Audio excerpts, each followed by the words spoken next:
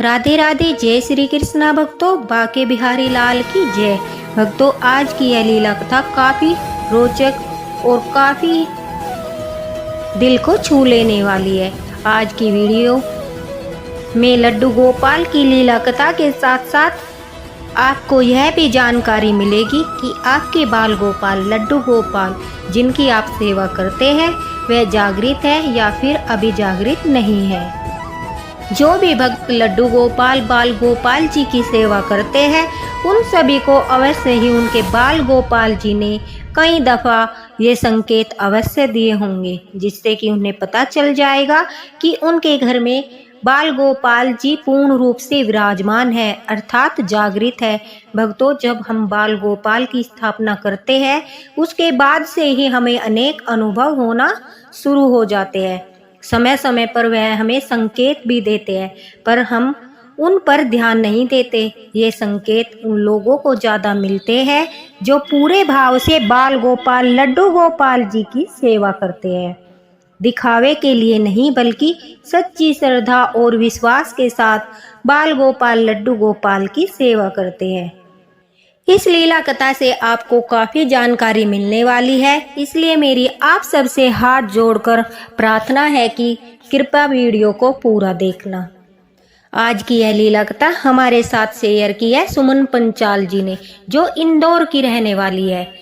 सुमन जी कहती है कि मेरी शादी से पहले मैं लड्डू गोपाल की सेवा के बारे में कुछ नहीं जानती थी। मुझे लड्डू गोपाल की सेवा के बारे में कुछ भी पता नहीं था, क्योंकि मेरे मायके में न तो कोई बाल गोपाल की सेवा करता था और ना ही हमारे आस पड़ोस में कोई लड्डू गोपाल की सेवा करता था। लेकिन जब मेरी शादी हुई और मैं अपने ससुराल आई तो वहाँ पर मेरी जेठानी जो है वो लड्डू गोपाल की सेवा करती थी और वो काफ़ी समय से लड्डू गोपाल की सेवा कर रही थी। उन्हीं को मैंने लड्डू गोपाल की सेवा करते समय देखा था, उन्हीं से मैंने बाल गोपाल की सेवा के बारे में जाना था। हमारी जॉइंट फैमिली थी, मेरे जेठ जेठानी, उनका एक लड़का, मेरी सास ससुर, मेरे पति और मैं, हम सब एक साथ रहते थे। मेरे ससुर जी पोस्ट ऑफिस में गवर्नमेंट जॉब पर थे, लेकिन अब वह रिटायर हो चुके थे। आप सभी को तो पता है कुछ साल पहले हमारा देश कोरोना की महामारी से लड़ रहा था। उसी समय मेरे ससुर जी की भी कोरोना की वजह से मृत्यु हो जाती है। हमारे घर का सारा खर्च मेरे ससुर जी उठाते थे।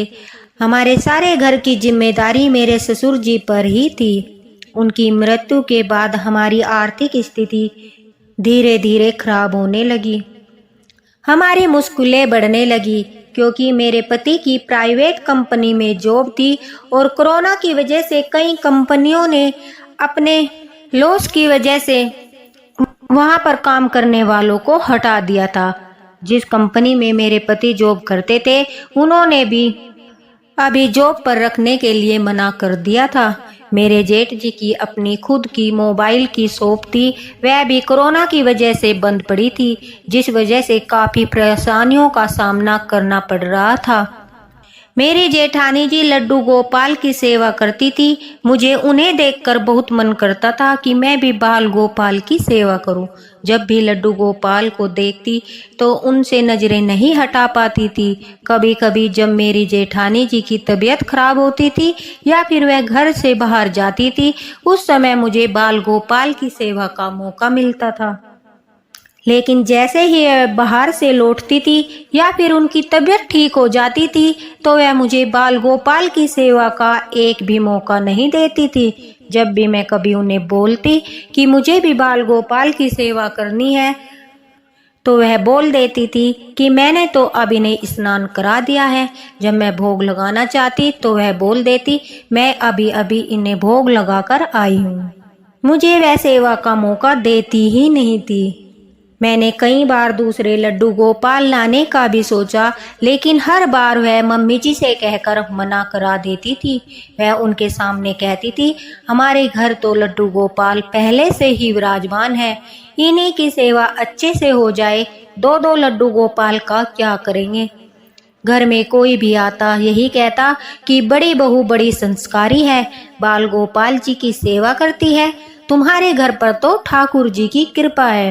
वह बहुत खुश होती थी, लेकिन इस बात से मुझे कभी बुरा नहीं लगता था, न ही मुझे ईर्ष्या होती थी, क्योंकि मैं जानती थी कि वह काफी समय से बाल गोपाल लड्डू गोपाल जी की सेवा कर रही है। सुमन जी कहती है कि धीरे धीरे घर में परेशानियां बढ़ने लगी। अब घर खर्च को लेकर घर में झगड़े होने लगे थे। इस वजह से मेरे जेठ जी ने अपना अलग किराए का घर ले लिया और वह अलग रहने लगे थे। उनका काम काफ़ी अच्छा था, तो इस वजह से उन्हें ज़्यादा परेशानियों का सामना नहीं करना पड़ा। उनका 1-2 साल का बेटा था और मेरी जेठानी जी, वह अलग रहकर उनकी जिम्मेदारी अच्छे से निभा सकते थे। इस वजह से उन्होंने अलग रहने का फैसला किया। मेरी सासू माँ भी जेठ जी के साथ ही उनके मकान में चली गई। जाते जाते साथ ही वह लड्डू गोपाल को भी अपने साथ ले गए। सुमन जी कहती है कि अब मैं और मेरे पति घर पर बिल्कुल अकेले रह गए थे। मेरा बिल्कुल भी मन नहीं लगता था और लड्डू गोपाल के घर से जाते ही हमारी स्थिति और भी खराब हो गई। अब मैंने निश्चय कर लिया था कि मैं भी बाल गोपाल लड्डू गोपाल जी को घर लेकर आऊंगी और उनकी सेवा करूंगी, लेकिन मुझे अभी कुछ पैसों की ज़रूरत थी। मेरे मायके में भी आर्थिक स्थिति अच्छी नहीं थी, इस वजह से मैं अपनी मम्मी से भी कुछ नहीं बोल सकती थी। सुमन जी कहती है कि मैंने सोचा कहीं बाहर से पैसे लेने की बजाय मैं कुछ दिन के लिए अपनी जेठानी से ही कुछ मदद मांग लेती हूँ। वह अलग जरूर रहने लगे थे, लेकिन मेरी जेठानी जी मुझसे बात करती थी और मेरे घर भी आती थी। 1-2 दिन बीत जाने के बाद जब मेरी जेठानी जी घर आई तो मैंने उनसे लड्डू गोपाल के बारे में बात की। पहले तो अचानक से सुनते ही वह चुप हो गई। फिर थोड़ी देर बाद उन्होंने कहा कि तुम तो जानती हो अभी समस्या चल रही है, लेकिन मैं तुम्हें कहीं से ब्याज पर पैसे दिला सकती हूँ। उन्होंने एक जगह से मुझे पैसे दिलाए। मैं उन पैसों से बाल गोपाल जी लेकर आई और उनकी सेवा करना शुरू कर दिया। लड्डू गोपाल के आने से मुझे एक अजीब सा आनंद महसूस होने लगा। मैं अपने आप ही ऐसा महसूस करने लगी जैसे कि मैं अकेली नहीं हूँ। मेरी कोई संतान नहीं थी, फिर भी मुझे हर वक्त यह एहसास होता था जैसे कि मेरे घर में एक छोटा सा नन्हा सा मेहमान हो। मुझे बाल गोपाल के आने के बाद काफ़ी अच्छा लग रहा था। एक दिन मेरी जेठानी जी मुझसे कहती है कि सुमन, तुम बाल गोपाल तो लेकर आ गई हो, इनकी सेवा भी कर रही हो, क्या तुम्हारे बाल गोपाल जागृत है? उनकी यह बात सुनकर मैं उनसे पूछती हूँ, दीदी मुझे कैसे पता चलेगा कि मेरे बाल गोपाल जी जागृत है या नहीं? तभी वह कहती है कि यहाँ से कुछ दूरी पर ही भगवत गीता सुनाई जाती है, वहाँ पर एक गुरु माँ रहती है। मैं तुम्हें उनके पास लेकर चलती हूँ, उन्हें सब कुछ पता है। सुमन जी कहती है कि मैं अपनी जेठानी की बात सुनकर उनके साथ गुरु माँ के पास जाती हूँ। वहाँ गुरु माँ हमें जो बताती है वह आप सब भी ध्यान से सुनना, जिससे आपको भी पता चलेगा कि आपके लड्डू गोपाल जी जागृत है या नहीं है। गुरु माँ हमसे कहती है कि सबसे पहला संकेत, घर में दूध दही घी की कभी कमी नहीं होती। जब वह अपनी सेवा किसी को देते हैं तो पहले वह इन चीज़ों की व्यवस्था करते हैं ताकि उनकी सेवा किसी को बोझ न लगे, उनके भक्त को कोई परेशानी का सामना न करना पड़े, क्योंकि उनको दूध दही अति प्रिय है। उनकी मर्जी के बिना उनकी सेवा कोई नहीं कर सकता। दूसरा संकेत, उनके वस्त्र। जब हम उनको स्नान कराने के बाद कोई वस्त्र पहनाना चाहते हैं जो हम निकालते हैं, लेकिन किसी कारणवश दूसरी ड्रेस उन्हें पहनानी पड़ती है, तो समझ जाना चाहिए कि लड्डू गोपाल जागृत है और वह अपनी पसंद नापसंद अच्छी तरह जानते हैं। तीसरा संकेत हमें वह बताती है कि जब कोई चीज बनाकर उन्हें खिलाने का मन करे, अंदर से ही भाव उत्पन्न हो कि चलो आज ठाकुर जी को यह बनाकर खिलाते हैं, चलो आज लड्डू गोपाल जी को यह बनाकर खिलाते हैं, तो समझ जाना चाहिए कि तुम्हारे लड्डू गोपाल बाल गोपाल क्या खाना चाहते हैं। इसका मतलब है वे जागृत है और उनका किसी चीज को खाने का मन है जिसके लिए तुम्हारे मन में भाव आया है। तीसरा संकेत वह हमें बताती है जब कहीं बाहर जाए और जाने से पहले जब हम लड्डू गोपाल जी से अनुमति लेते हैं कि हम बाहर जा रहे हैं, तब आप देखेंगे कि बाल गोपाल की बांसुरी कहीं पड़ी है, उनका मुकुट कहीं पड़ा है, तो समझ जाना चाहिए कि बाल गोपाल जी हमारे साथ जाने की जिद कर रहे हैं। अगर ले जाना पॉसिबल नहीं है तो घर पर ही इधर उधर थोड़ी देर उन्हें घुमा देना चाहिए, जिससे उनका मन बहल जाए, वह प्रसन्न हो जाए। पांचवा संकेत वह हमें बताती है जब आप स्नान कराने जाए और बार बार कोई चीज भूल जाए, बार बार आपको स्नान कराते वक्त उठना पड़े, तो समझ जाना चाहिए कि बाल गोपाल जी जागृत है और वह आपके साथ थोड़ी शैतानी कर रहे हैं और खुश हो रहे हैं, क्योंकि वह तो है ही नटखट लल्ला। अब छठा संकेत ऐसा है जो हर किसी को नहीं मिलता, यह उन भक्तों को मिलता है जो लड्डू गोपाल को अपने हाथ से बनाकर खिलाने की चाह रखते हैं। इसके लिए आपको उनके पास जाकर बस यह कहना है कि ठाकुर जी मेरे बाल गोपाल, मैं आपके लिए कुछ बनाना चाहती हूँ या फिर चाहता हूँ। उसके बाद जब आप उनके पास जाओगे तो अंदर से अनुभव होगा जैसे कि लड्डू गोपाल आपसे कह रहे हो कि कहाँ है मेरी ड्रेस, कहाँ है मेरे खिलौने, कहाँ है मेरे लिए मेरी मुरली, मतलब जो भी हम उनके लिए लाना चाहते हैं। और जब तक हम उन्हें वह चीज नहीं ला कर देते, वह ड्रेस नहीं ला कर देते, तब तक एक अजीब सी बेचैनी हमारे मन में रहती है, हमारे मन को शांति नहीं मिलती। बार बार वह हमें टोकते रहेंगे कि कहाँ है मेरी ड्रेस, कहाँ है मेरी चीजें। सातवां संकेत यह है जिसे आप 100% श्योर हो जाओगे कि आपके लड्डू गोपाल पूर्ण रूप से जागृत है।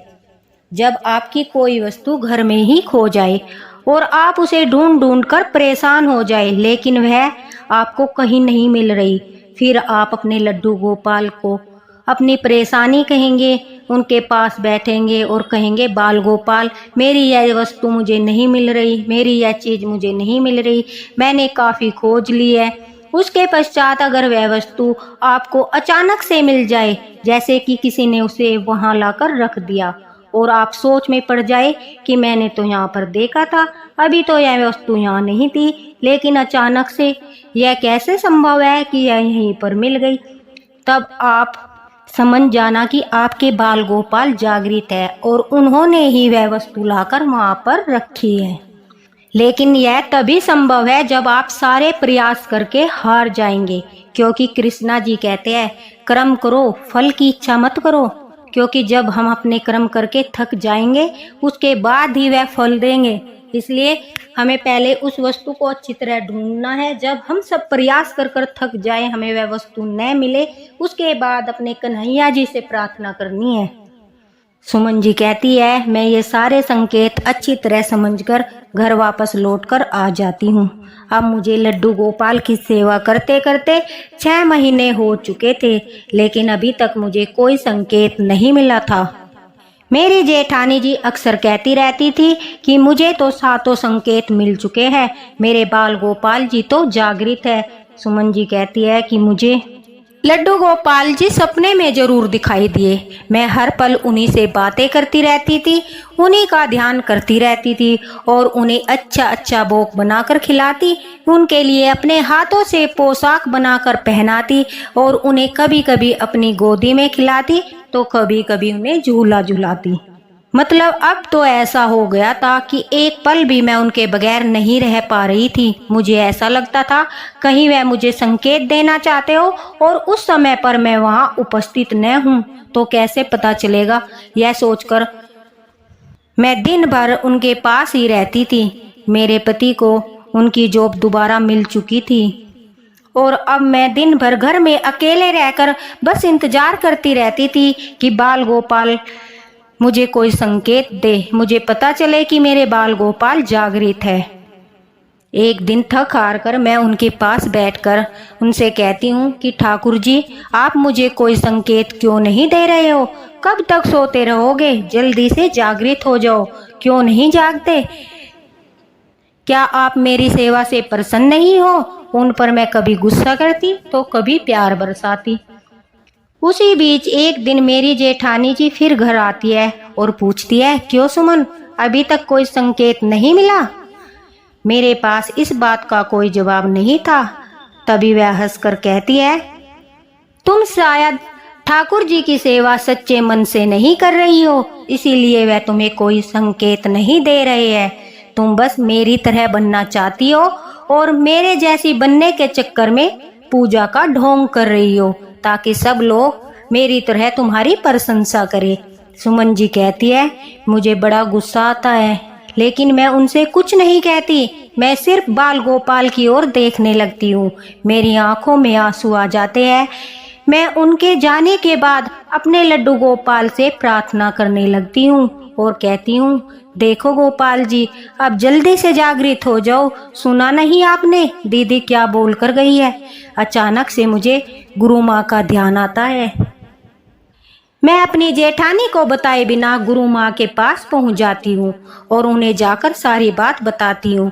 उनसे पूछती हूँ कि आपके बताए गए संकेतों में से मुझे एक भी संकेत नहीं मिला। अचानक से गुरु माँ हंसने लगती है। वह कहती है कि जब तुम्हें उन्हें एक पल अकेला ही नहीं छोड़ती, उन्हें इतनी सेवा भाव मन में रखकर सारा दिन बातें करती रहती हो, उनसे इतना मन लग चुका है, उनके लिए पोशाक बनाना, उनसे बातें करना, उनके बगैर मन न लगना, उनसे झगड़ा करना, फिर प्रेम करना, भला इससे बड़ा संकेत और क्या हो सकता है? ठाकुर जी तो साक्षात तुम्हारे घर में विराजमान है। वह मुस्कुराने लगती है, हंसने लगती है। मैं उन्हें बताती हूँ कि मुझे सौपन में दर्शन देते हैं। मैं सौपन में उनसे बातें करती हूँ। मेरे बाल गोपाल सौपन में जरूर आते हैं, लेकिन मुझे वह संकेत नहीं मिले जो आपने बताए थे। तभी वह जोर जोर से हंसने लगती है और कहती है, अरे तुम तो रात दिन तो दिन, तुम तो रात दिन ही उन्हें एक पल नहीं छोड़ती। दिन में उनसे शिकायतें करती हो, लाड करती हो, प्यार करती हो और रात में सौपन में बातें करती हो। तुम्हारे जैसा अनन्य भक्त तो मैंने अभी तक नहीं देखा। फिर तुम कैसे कह सकती हो कि तुम्हारे लड्डू गोपाल जागृत नहीं है? सुमन जी कहती है, गुरु माँ की ये बातें सुनकर मैं आप लोगों को नहीं बता सकती कि उस समय मुझे क्या महसूस हो रहा था। मुझे लग रहा था मुझे दुनिया की सारी खुशी मिल गई हो। गुरु माँ कहती है कि उन्हें संकेत देने की क्या आवश्यकता है? तुम तो उनके रंग में रंग चुकी हो। हर पल उनका बखान करती रहते हो, उनसे बातें करती रहती हो, उनकी सेवा करती रहती हो। फिर तुम्हें संकेत की क्या आवश्यकता है? सुमन जी कहती है कि देखते ही देखते लड्डू गोपाल की कृपा से मैं गर्भवती हो गई। मेरी शादी के 2 साल बाद मेरे जीवन में खुशियाँ आ गई। पति की जॉब वापस मिल गई और मुझे एक बेटा हो गया। दूसरा, मेरे जेठानी जी का मुख भी बंद हो गया। अब मेरे जीवन में सब खुशियाँ थी और मैं अपने लड्डू गोपाल के साथ खुश थी। देखा भक्तों, बाल गोपाल जी अपने जागृत होने का प्रमाण तो हमें देते हैं, लेकिन कभी कभी हम पहचान नहीं पाते। सबसे जरूरी बात यह है कि जरूरी नहीं है हमें साथ के साथ संकेत मिलेंगे तभी लड्डू गोपाल जी जागृत है, ऐसा नहीं है। इनमें से अगर एक भी संकेत हमें मिल जाए तो समझ लेना चाहिए आपके बाल गोपाल जी जागृत है। अगर आपको वीडियो पसंद आया तो दोस्तों आप भी अवश्य बताना कि आप में से किस किस को क्या संकेत मिला। इसी के साथ राधे राधे। और अगर आपको मेरी यह वीडियो पसंद आई, मेरे द्वारा दी गई जानकारी पसंद आई, तो अपना साथ बनाए रखना। बाके बिहारी लाल की जय।